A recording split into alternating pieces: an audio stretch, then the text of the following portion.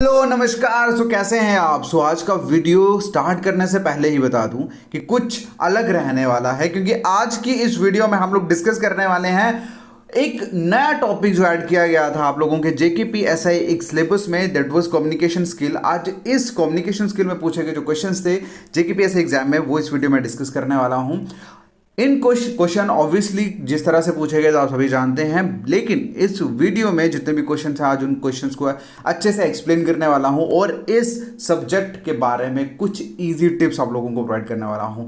सो इसीलिए ये वीडियो पूरा एंड तक जरूर देखना, और आपको अच्छा लगे तो कमेंट करके मुझे जरूर बताना, लाइक जरूर करना। तो चलिए स्टार्ट करते हैं। और स्टार्ट करने से पहले आपको बता दूं कि अगर आप भी जेकेपीएससी एग्जाम की तैयारी कर रहे हैं और एग्जाम को क्वालिफाई करना चाहते हैं तो आप सभी को पता होना चाहिए कि before going to the exam आप लोगों का रिवीजन करना कितना इंपॉर्टेंट है। सो उस रिवीजन पर्पस को कंप्लीट करने के लिए हम लेके आए हैं 15,000 चैप्टर वाइज एमसीक्यूज की बुक।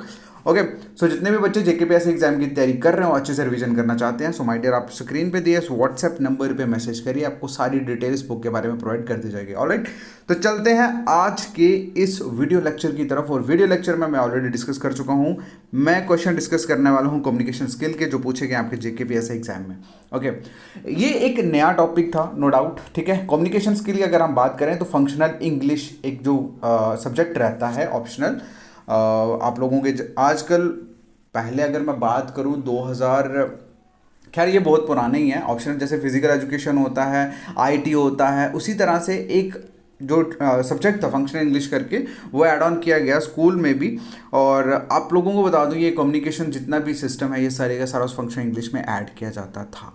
और इसका मेन जो मकसद होता है वो ये कि आप लोगों को एक्चुअल में किस तरह से कम्युनिकेट करना है वो सिखाया जाता था इस तो, क्योंकि जितने भी सब्जेक्ट्स आप लोग पढ़ते हो उसका कोई ना कोई बेस होता है, उसका कोई ना कोई रीज़न होता है जो आप पढ़ते हो। देखो हिस्ट्री पढ़ते हो तो सो दैट कि आप जान सको पीछे क्या हुआ था, ज्योग्राफी पढ़ते हो आप जान सको आपके एनवायरनमेंट में क्या है। तो इसी तरह से इस पर्टिकुलर सब्जेक्ट का जो मेन फोकस था वो ये, क्योंकि आप सभी को पता है आज के टाइम पे जितने भी वर्कआउट होते हैं that is all depends on your communication. So that's why this subject was most important. और जब आप पुलिस में जा रहे हो तो पुलिस का ऑब्वियसली बर्ताव, मतलब लैंग्वेज को लेके थोड़ा इशू रहता है। तो मुझे ऐसा लगता है personally, this is my personal point of view, so that's कि उन्होंने इस टॉपिक को ऐड ऑन किया। ओके, तो ये मुझे बहुत सारे बच्चों ने कमेंट किया था कि इसको कहाँ से पढ़े हम लोग। देखो कुछ चीज़ें जो है ना वो पढ़ने के लिए नहीं होती, जस्ट कॉमन सेंस की चीज़ें होती हैं। हाँ ये बात सच है कि अगर आपने पढ़ा हो तो थोड़ा कॉन्फिडेंस होता है, आप लोग थोड़ा लॉजिक लगा सकते हो। लेकिन अगर मैं बात करूं तो इसको अगर आपको इंग्लिश की लैंग्वेज अच्छे से आती है तो आप इन क्वेश्चन को ईजिली सॉल्व कर सकते हैं। इसमें कुछ मतलब इसमें कुछ ऐसा है ही नहीं जो अलग से हो। ठीक है, ये सिर्फ आपके इर्द गिर्द जो चीज़ें होती हैं उसी के रिलेटेड क्वेश्चंस होते हैं। चलिए पहले क्वेश्चन की बात करते हैं फिर एक्सप्लेन करेंगे। हमारा जो पहला क्वेश्चन था वो था what is the meaning of miss communication. ठीक है, मिस कम्युनिकेशन का मतलब होता है व्हाट, मिस कम्युनिकेशन का मतलब होता है गलत फहमी। क्या होता है? गलत फहमी। तो आपको इस गलत फहमी का जो मीनिंग है वो आपको बताना है। देखिए पहला, using the wrong medium to communicate. ठीक है, wrong language, disturbance in the channel of communication. ठीक है, अगर मैं इन तीन चीज़ों को देखूं, ठीक है, तीन चीज़ों को देखूं तो इसमें लिखा है कि रॉन्ग मीडियम को यूज़ करना बात करते टाइम, गलत लैंग्वेज का यूज़ करना, और या मतलब बातचीत जब हो रही है वहाँ पे डिस्टर्बेंस क्रिएट करना। और वहीं पे अगर आप एक फोर्थ वाले ऑप्शन को देखोगे, इस वाले ऑप्शन को, यहाँ लिखा है receiver not perceiving the intended meaning of the message. मतलब कि जो रिसीव कर रहा है मैसेज, ठीक है, वो उस मतलब जो रिसीव कर रहा है मैसेज को वो उसको क्लियरली अंडरस्टैंड नहीं कर पा रहा है। इंटेंडेड मीन्स अंडरस्टैंड नहीं कर पा रहा उस मैसेज के मीनिंग को।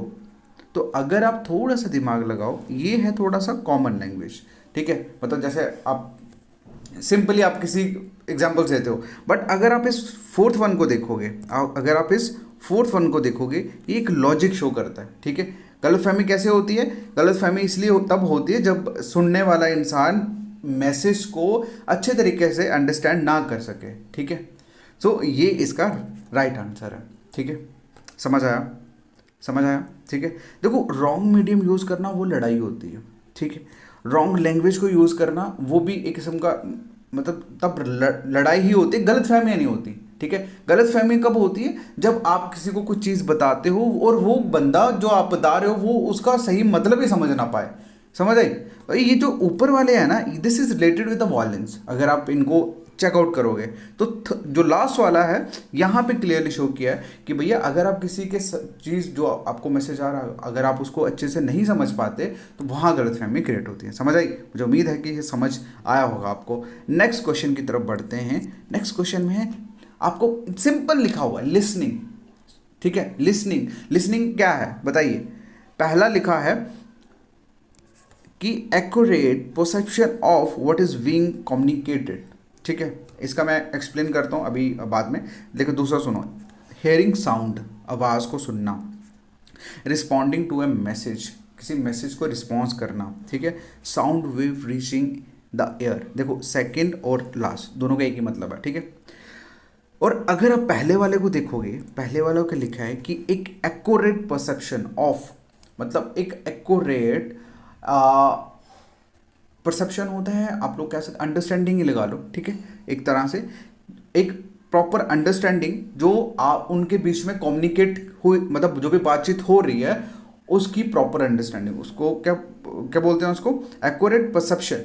Accurate perception, sorry, accurate perception का मतलब होता है परसीव करना किसी चीज़ को। ठीक है, क्लियरली सुनना। ठीक है, तो ये जो फर्स्ट वाला है ना, this is the right answer this question. Okay, तो ये जितनी भी है ना, this is something which is, आप ऐसे बोलते हो ना कि आवाज़ का आना, तो ऑब्वियसली लिसनिंग, आवाज़ तो आपको हर जगह से आ रही है। अब कोई आवाज़ अगर आ रही है तो वी कांट कैटेगराइज ना इन द लिसनिंग। लिसनिंग होता है जब आप ध्यानपूर्वक किसी चीज़ को सुन रहे हो, बड़ा पीस माइंड हो गया। ठीक है, समझ आया?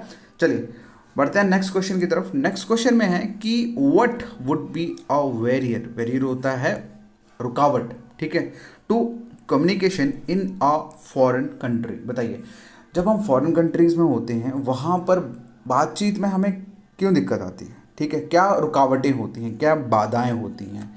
तो अगर मैं बात करूं पहले ऑप्शन की, तो लिखा है नॉट नोइंग द लैंग्वेज।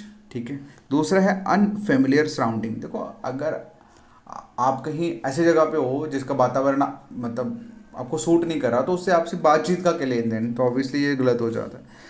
उसके बाद not having the right currency. बातचीत कम्युनिकेशन की हो रही है, करेंसी का तो मतलब ही नहीं है। Not knowing what to do order. तो बात कम्युनिकेशन की है, तो अब रेस्टोरेंट में ऑर्डर क्या करना है, ये तो खान पीन के रिलेटेड आ गया, तो इसका एक ही बचता है, that is not knowing the language. तो लैंग्वेज का नहीं जान पाना ये बहुत बड़ा बैरियर, मतलब एक रुकावट है कम्युनिकेशंस में when we are in a foreign country. Understand, समझे? चलिए नेक्स्ट क्वेश्चन आप लोगों का। नेक्स्ट क्वेश्चन है which of the most of the communication method used today, और मतलब आज के टाइम पे मैक्सिमम मोस्टली कौन से मेथड जो है वो यूज़ किए जाते हैं फॉर कम्युनिकेशन। सो अगर आप लोगों को पहले ही बता दूं कि हम लोग आजकल मुंह से कम, ठीक है मतलब जो ऐसे पहले फिजिकली जैसे बैठ के गप्पे मारते थे, 90% आज के टाइम पे वो सारी चीज़ें communication that is happening on technology based. ठीक है, व्हाट्सएप के थ्रू हो या फेसबुक के थ्रू हो, या जितने भी सोशल मीडिया प्लेटफॉर्म्स हैं, चाहे जितने भी फॉर्म्स वगैरह बनी हुई है, हम उनको ज़्यादा यूज़ करते हैं for the communication. So this is the right answer, right. चलिए नेक्स्ट क्वेश्चन पूछा गया है कि जो सेंडर है should choose his word very carefully in order to dash. मतलब कि सपोज करिए मैं अगर कोई चीज़ आपको सेंड कर रहा हूँ, तो मुझे वो सेंड करते टाइम मुझे किन बातों का, किन वर्ड्स का बहुत केयरफुली ध्यान रखना चाहिए। Choose his word very carefully. ठीक है, ओके, सॉरी, इन्होंने लिखा है कि सेंडर को अपने वर्ड्स को चूज बहुत केयरफुली चूज करना चाहिए। क्यों करना चाहिए बताइए? इसलिए करना चाहिए ताकि सामने वाला जो इंसान है उसको वो चीज़ कॉम्प्लिकेट ना लगे। ठीक है, कॉम्प्लिकेट ना लगे, मतलब वो इजीली उसको अंडरस्टैंड कर पाए। तो इसका आंसर है अवॉइड एम्बिग्यूटी। एम्बिग्यूटी होता है, अवॉइड का मतलब होता है मतलब इग्नोर, और एम्बिग्यूटी का मतलब होता है अनक्लियर। ठीक है, तो मतलब कि वो मतलब अनक्लियर चीज़ों को अवॉइड करें। हमें इस तरह से वर्ड्स को यूज़ करना है, इस तरह से हमें मैसेज को सेंड करना ताकि वो इजीली समझ आए, मतलब अवॉइड एम्बिग्यूटी। ठीक है, तो ये इसका राइट आंसर है। आई होप आपको समझ आया होगा। सो गाइस, ये वीडियो आपको कैसा लगा पर्सनली मुझे कमेंट करके ज़रूर बताना, बिकॉज और एक चीज़ और बता दूं, इसमें से कुछ भी चीज़ ऐसी नहीं है कि जो आपने पढ़ी हो तो ही आंसर दे सकते हो। This all the things are depends on your common sense. What? Common sense. So use your common sense.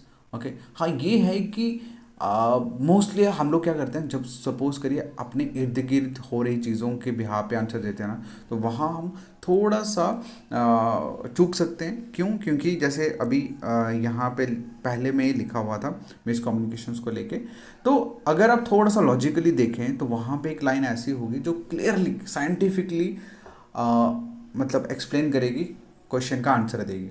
ठीक है, तो उस चीज़ का ध्यान रखें। बाकी आप लोग इंस्टॉल कर सकते हैं हमारी JKSSB online tutorial app from play store, और इस ऐप पे हम लोग बेस्ट कंटेंट प्रोवाइड कर रहे हैं। बाकी all the best, thank you so much. Next video में मिलेंगे और किसी particular most important topic MCQs के साथ जो पूछे गए हैं JKSSB एग्जाम में। Thank you so much, take care, bye bye.